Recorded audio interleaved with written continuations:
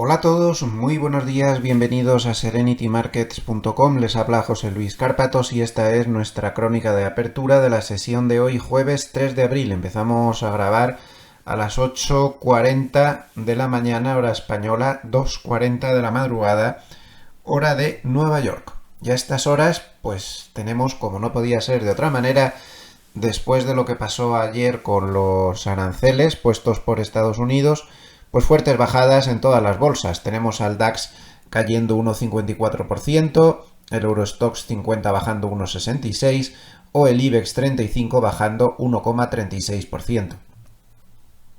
Tenemos en divisas pues al dólar cayendo contra todo el mundo. Está haciendo un efecto contrario. Todo esto de los aranceles normalmente y hasta ahora se veía como subía mucho el dólar, ¿no? Cada vez que había noticias de los aranceles, bueno, pues ayer no pudieron ser las noticias peores y sin embargo el dólar se debilita, un poco por la interpretación de que todas estas medidas van a perjudicar mucho al crecimiento de Estados Unidos. Es indudable, que ahora las comentaremos un poco más a fondo, pero es indudable que lo que pasó ayer es estanflacionista al 100%. No nos equivoquemos, no nos confundamos. No hay que darle muchas vueltas. Esto es estanflacionista. Esto va a perjudicar al crecimiento global, también al de Estados Unidos y mucho, y va a perjudicar a la inflación sí o sí. Lo queramos vestir como lo queramos vestir. Ahí Trump dio algunas explicaciones algo simplistas, que no iba a subir la inflación y demás, pero sí lo va a hacer. Hoy UBS ha dicho que si los aranceles que explicó ayer se mantienen, la inflación en Estados Unidos, según sus cálculos, subiría al 5%.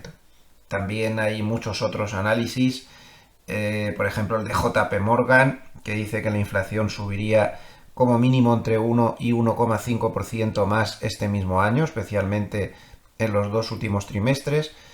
Y bueno, pues hay infinidad de comentarios al respecto. Y respecto a la recesión, pues voy a dejar lo que dicen los analistas, que son algo pesimistas sobre el crecimiento, o sea, muy pesimistas sobre el crecimiento, aunque no están convencidos 100% de la recesión.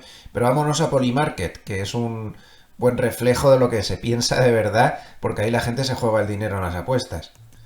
Pues como vemos, ahora mismo ha bajado al 49%, llegó a tocar el 50%, no lo ha llegado a tocar, están 49% las posibilidades de recesión en Estados Unidos, según Polymarket, que al final es el único que acierta más que las otras encuestas, ¿no?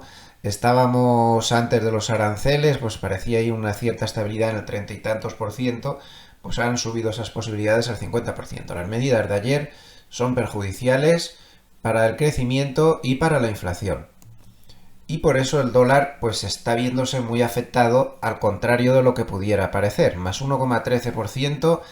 El euro contra el dólar, y atención, porque está empezando a suceder la condición que pusimos cuando estaba tonteando con la media de 200 y no se sabía si se confirmaba su pérdida o no. Si definitivamente se aleja de esta zona 1,10, aún está muy poco por encima, pues ya habría que hablar de objetivos 1,12, 1,14. Curioso lo que está pasando con el Bitcoin. El Bitcoin está muy correlacionado con el riesgo, pero hoy está dando una muestra de fortaleza muy importante con una subida al 0,92 en un día en que el Russell de pequeñas compañías baja al 4,17%, el Nasdaq baja 3,45% y el S&P 500 baja el 2,97%, casi el 3% ahora, no casi no, el 3%, y gracias porque el mínimo durante la noche es mucho más bajo. El mínimo de la noche está en 5.481, nada menos. Y sin embargo el Bitcoin aguanta bien y sube 0,92 hasta 83.249. A los bonos pues, les ha tocado la lotería. Muy fuerte subida de los bonos. El Bund sube 0,52%, el bono americano a 10 años sube el 0,8%, precisamente porque se descuenta que el crecimiento va a tener muchos problemas y además están actuando como valor refugio. Eso sí, hay otra parte de la ecuación que no es tan buena. Estas medidas tan duras que se tomaron ayer van a perjudicar mucho la inflación y eso no es tan bueno para los bonos. Pero de momento está actuando su rol como valor refugio. Recuerden que este rol se cortará en seco si la caída de las bolsas fuera muy grave. Porque si eso sucede, ya lo hemos visto muchas veces, 2020-2022, al final la gente lo vende todo para poder cubrir el margen de lo que le está pasando en bolsa, pero de momento actuando como valor refugio. Ya hemos comentado el desastre que tenemos de apertura en Wall Street. Creo que no fue una mala idea lo que estuvimos comentando, ¿no? De que lo mejor en situaciones así es no hacer apuestas binarias y mantenerse fuera de mercado, porque con este tipo de cosas, pues vaya usted a saber, ¿no? Nunca se sabe. Las apuestas binarias pueden terminar con la carrera de uno y casi nunca sale lo que se espera. Y si sale, pues mira, mala suerte. Pero es lo mejor. Ya ven qué lío que se ha montado y esto no termina aquí, porque hay también ISM de servicios hoy. En este estado de nervios, como el ISM de servicios le dé por salir mal, el batacazo puede ser de órdago, y si le da por salir bien, pues podría provocar un fuerte rebote con este exagerado gap de apertura que estamos teniendo, ¿no? Que todo parece indicar que va a haber luego en el spot. En fin, y luego tenemos el dato de empleo el viernes, o sea, mañana. Esto muy complicado todo. El oro baja 0,46 hasta 3.151 y el petróleo se desploma. Al petróleo no le va bien todas estas sospechas de que el crecimiento global se va a complicar mucho, que se va a complicar, no lo duden, menos 2,84% el petróleo hasta 69,67. Sería interesante ver cómo abre el VIX, pero de momento aún no lo ha hecho. Y ya les anticipo que en el fuera de horas, los 7 magníficos, aquí no está aún, no lo tengo yo reflejado ahí el de preapertura. En el fuera de horas, los 7 magníficos son los que más sufren, porque hay que tener en cuenta que una buena parte de la producción de muchos de los 7 magníficos se hace en países que ahora de repente tienen unos aranceles tremendos del 20, el 30, el 40%. Entonces los 7 magníficos son de los que más van a sufrir, ya estaban sufriendo mucho, pero todo esto les perjudica y mucho. Entonces, en el fuera de horas, no el de preapertura, que aún no está, se llegó a caer, pues Apple, Tesla, Amazon entre el 6 y el 8% en el fuera de horas. Nike, por ejemplo, otro país que tiene mucha producción, otra empresa que tiene mucha producción fuera de Estados Unidos, también estaba en ese grupo de los que caían entre el 6 y el 8%.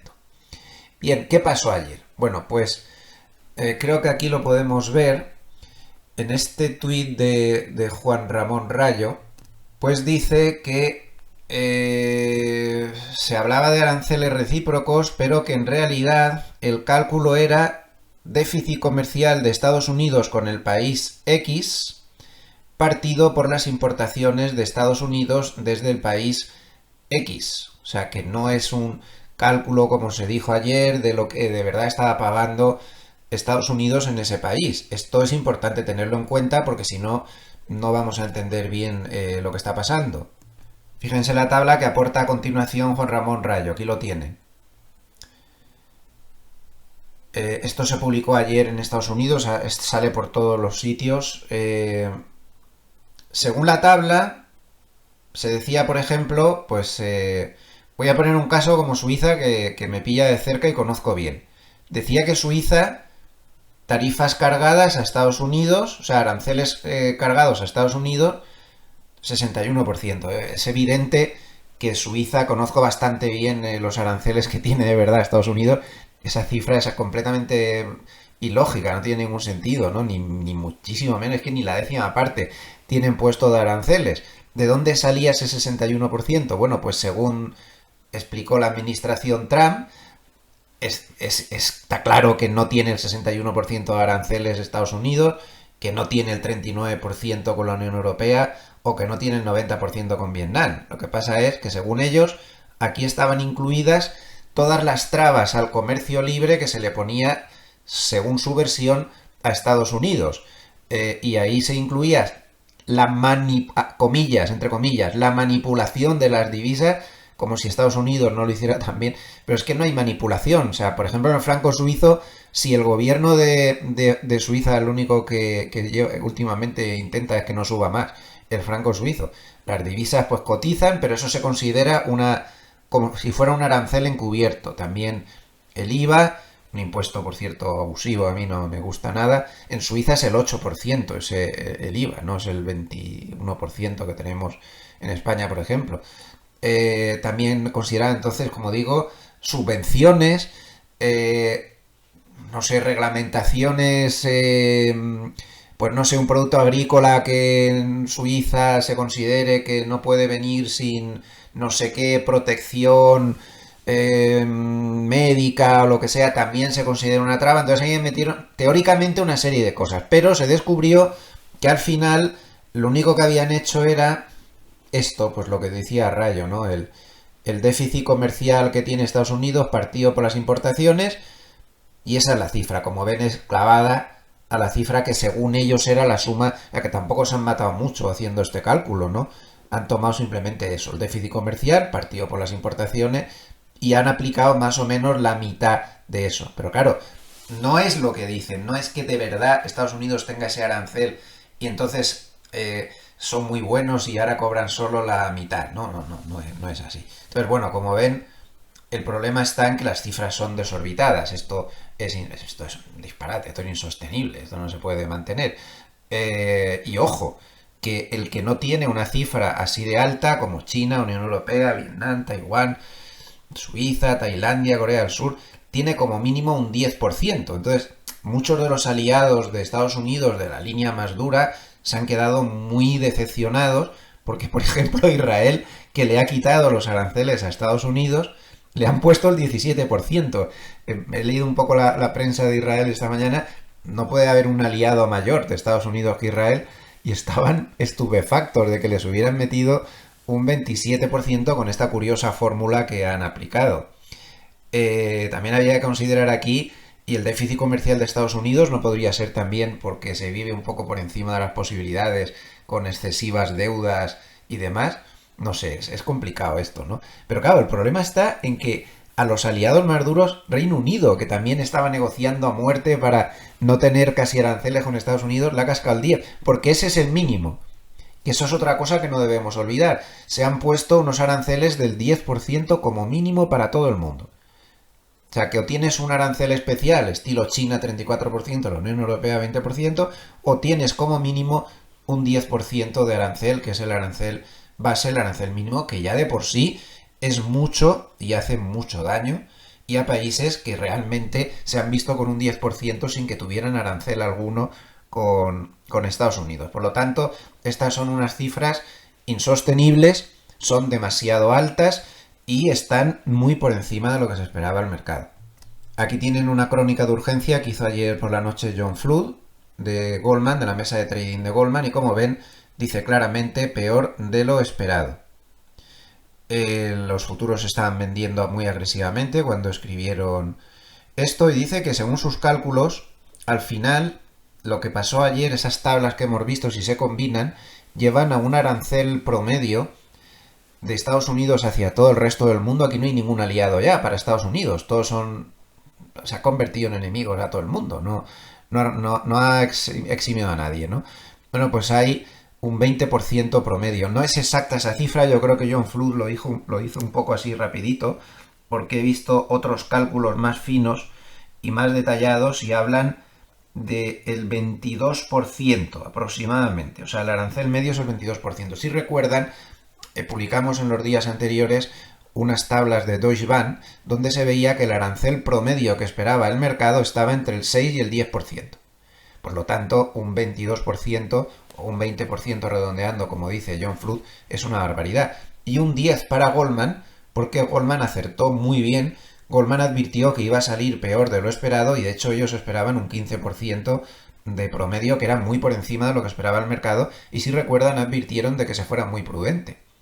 Entonces, bueno, pues ha salido mucho peor aún. Dice Goldman que esto no es bueno, que esto va a hacer daño al Producto Interior Bruto de Estados Unidos y que va a mantener la inflación alta, la va a hacer subir y va a mantener la presión sobre el mercado de valores de Estados Unidos. No seamos cándidos, ni el que asola manteca se cree que esto se va a pasar en 5 minutos. Cuidado, porque a mí me recuerda totalmente, y perdonen hoy que me extienda, pero creo que es un día muy especial y vale la pena hacer el vídeo aunque me pase un poco de tiempo bien. Esto es lo que yo ya he vivido en el cuarto trimestre del 2018 y de una manera mucho más leve, porque aquello era una guerra comercial con China y ahora es una guerra comercial que Estados Unidos le ha declarado al resto del mundo. Esto es el cuarto trimestre del 2018, donde la historia terminó con una caída del 18,17%. A partir de aquí empezó Trump a moderar la cosa, que si se llegaba a un acuerdo, que si no se llegaba a un acuerdo, y el mercado ya reaccionó y empezó a subir y mucho. Como vemos, ya la subida fue muy importante, pero no hay put de Trump en estos casos, no lo hubo aquí.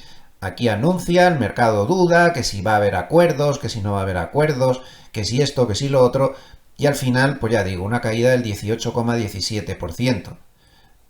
Pues vamos a vivir algo así, esto no es algo que se vaya a arreglar, las represalias de los otros países van a ser inmediatas, no lo duden. Bessent ayer, no sé, yo creo que un poco fuera de onda, dijo que aconsejaba a los países que no tomaran represalias porque si no sería peor aún. ¿Cómo? No sé, ¿cómo no van a tomar represalia? Ahí se van a quedar mirando, ¿no? El paisaje. Bueno, da la sensación de que la administración Trump lo que quiere es proteger a su industria local y forzar, posiblemente sea así, a una negociación intensa al resto de países para tener acuerdos comerciales más favorables, pero se ha disparado muy alto y esto no se pasa en 5 minutos, ¿no? Esto requiere un proceso bastante complicado y va a tener muchos líos y vamos a tener mucha inestabilidad y esto no va a tener vuelta atrás demasiado fácilmente. Además, hay otras cosas como el 25% de los aranceles a los coches y bueno, pues a ver, los comentarios de Bessent y algunos de los que hizo Trump, desde luego que sí que parecen indicar que lo que quieren es negociar, pero ya partiendo de una posición muy dura de salida. Pero ya digo que estas cosas no son tan fáciles, como de hecho también parecía muy fácil para la administración Trump la negociación del acuerdo de paz con Ucrania. Ahora mismo no hay absolutamente nada. No sé, quizá se esté viendo una versión demasiado simplista de la economía que es mucho más compleja. Eso es lo que están diciendo también muchos analistas. Curiosamente, a pesar de que todo esto, todas estas tablas de aranceles y demás, pues pueden ser muy complicadas para la inflación, los futuros sobre fondos federales han aumentado su descuento de que va a haber bajadas de tipos de interés en Estados Unidos. Y ahora descuentan 82 puntos básicos de caída en lo que queda de año, es decir, más de 3 caídas, un poquito más de 3 caídas. Bueno, ya veremos. La situación para la Reserva Federal es diabólica, porque por un lado efectivamente está esto para bajar tipos, pero por otro lado con las tensiones inflacionistas que se van a generar, pues no parece que vaya a ser así. Ahora mismo el que se quiera comprar un coche europeo o japonés, pues va a tener que pagar muchísimo más.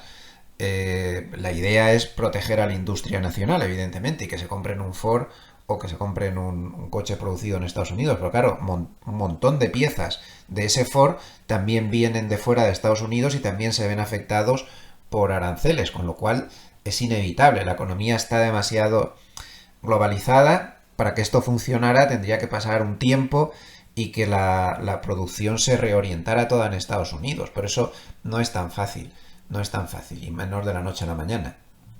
Acabo de ver un cálculo de la agencia Fitch afinado, bastante complejo, que dice que el arancel promedio está en el 22%. Es lo que ya les había dicho que había visto en otros cálculos. 22%. La noche en Asia, pues evidentemente ha sido mala también. Menos 3,2% el Nikkei.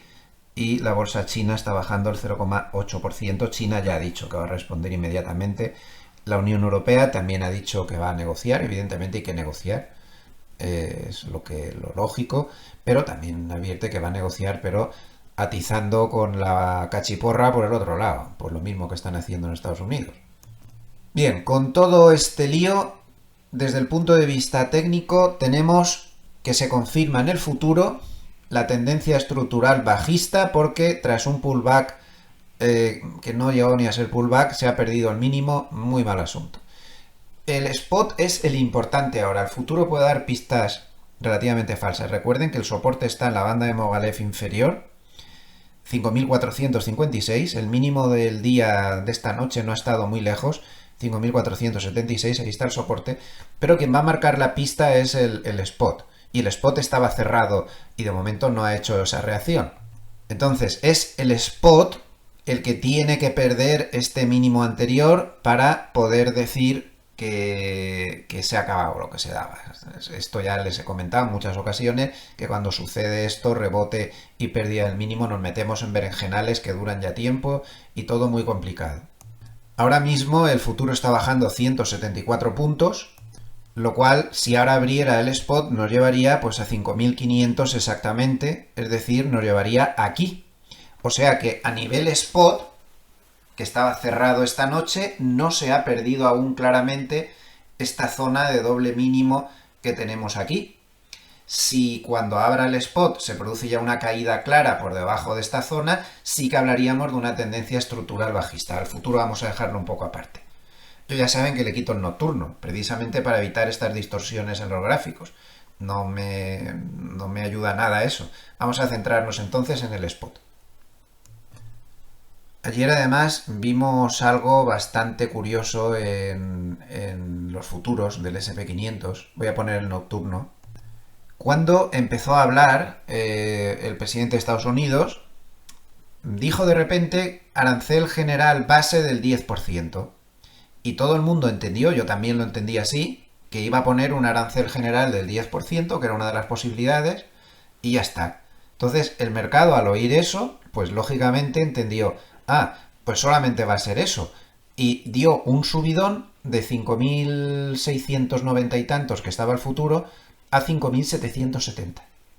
Y entonces de repente, aquí, 15 minutos después, Trump sacó la tabla con los aranceles entre comillas recíprocos. Ya hemos visto que no es así, que no son aranceles recíprocos, que eso no es verdad, pero bueno, sacó la tabla de los aranceles recíprocos y claro, el mercado se dio cuenta que se había equivocado, que no estaba hablando de un arancel universal del 10% y ya está, sino que estaba hablando de un arancel universal del 10% y 60 países con unos aranceles desorbitados. Fíjense al que pilló por aquí arriba. En menos de 10 minutos había bajado de 5.770 a 5.565. Te habían pillado 100 puntos y al final de la caída, pues ni te cuento, 200 puntos pillaron al que habían cazado por aquí arriba. Todos estos que se daban la vuelta también pues provocaron que todo se acelerara. Y ya ven que ya durante la noche pues ha habido una estabilidad en la zona baja y ahora pues tenemos que ver qué sucede. En el paper de Goldman que hemos visto antes, pues se advierte que los 7 magníficos están mucho más expuestos a todo esto que ha pasado, clarísimamente, que el resto de 493 valores. El porcentaje de ventas fuera de los Estados Unidos en los 7 magníficos es del 49, cuando en el promedio del SP500 es del 28 y el SP493 es tan solo del 26%. O sea que los 7 magníficos lo tienen muchísimo peor. Tienen otra tabla interesante por si la quieren ver. Desde el punto de vista cuantitativo, pues todo se ha desfasado mucho.